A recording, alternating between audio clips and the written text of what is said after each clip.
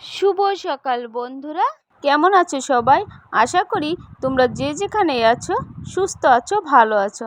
আমি SSG channel থেকে সবাইকে জানাই আন্তরিক শুভেচ্ছা ও অভিনন্দন ও আমার প্রাণ ভরা ভালোবাসা। তো দেখো, বিকালে আমি মাঠে চলে এসেছি। এই দেখো, মাঠে সুন্দর কিন্তু লাউ গাছ দেখা যাচ্ছে, দেখে অনেক সুন্দর লাগছে, তাই না গো বন্ধুরা? আমি মাটি কিসের জন্য এসেছি সেটা কি তোমরা জানতে পারবে? অবশ্যই পারবে, আমি তোমাকে এখন বলবো তোমাদেরকে। তো দেখো, আমার মা বাবা মাঠে চলে এসেছে।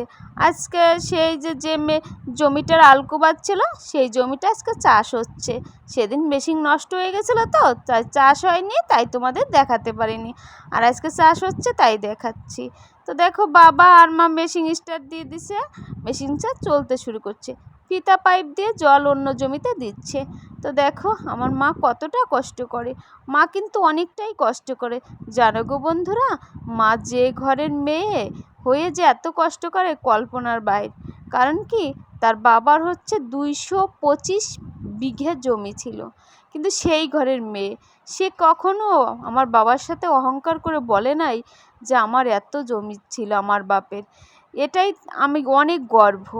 মেয়ে হয়ে যে সে এরকম ভাবে এই পরিবেশে, ওই ওই ঘরের মেয়ে যে এইভাবে থাকে কখনো কল্পনা করিনি। কোটি টাকার মালিকের মেয়ে কিন্তু তবুও মাঠে কাজ করে, অনেক কষ্ট করে জীবিকা নির্বাহ করে। কোনো দিন দুই হাত দিয়ে দুই হাতটা বাড়ায় নেই ভাইদের কাছে যে আমার কিছু দাও, আমি চলি। এটা কখনো বলে নাই যে আমাদের কিছু দাও। এটাই আমি অনেক গর্ব করে বলতে পারি যে আমার মাটা অনেক অনেক ভালো। এটা অনেক অনেক সবাই বলতে পারবে।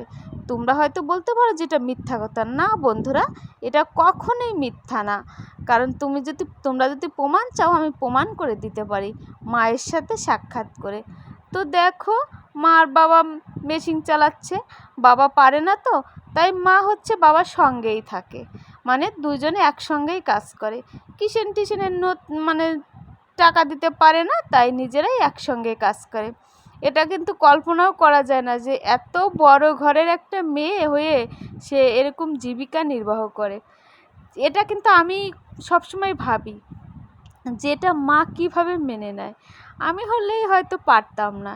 কিন্তু মেয়েদের কোনো দিনও বাপের সম্পদ দেখে অহংকার করা ঠিক না। কারণ কি, বাপের সম্পদ তো নিজের সম্পদ না, ওটা হচ্ছে অন্য সম্পদ। কিন্তু স্বামীর সম্পদ হচ্ছে নিজের সম্পদ। স্বামীর সম্পদ স্বামীর নিয়ে যে গর্ব করে, সেটাই হচ্ছে বড় গর্ব, তাই না গো বন্ধুরা? আর যে নাকি বাপের সম্পদ নিয়ে গর্ব করে, সে তো বোকা মেয়ে। বোকা মেয়ে না হলে সে কখনো এই কাজটা করে না। কারণ তোমরা দেখো, বাপের যদি থাকে কতটা সাহায্য হয়, আর স্বামীর যদি থাকে বুক ফুলিয়ে চলা যায়, কিন্তু ও তার অধিকারটাই অন্যরকম হয়ে থাকে। তো দেখো, বাবা কিন্তু পারে না, তার জন্য মা হচ্ছে বাবার সঙ্গে কাজ করছে।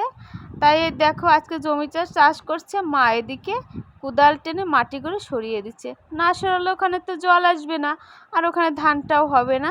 সেই জন্যে বাবা পারে না, মা করে দিচ্ছে।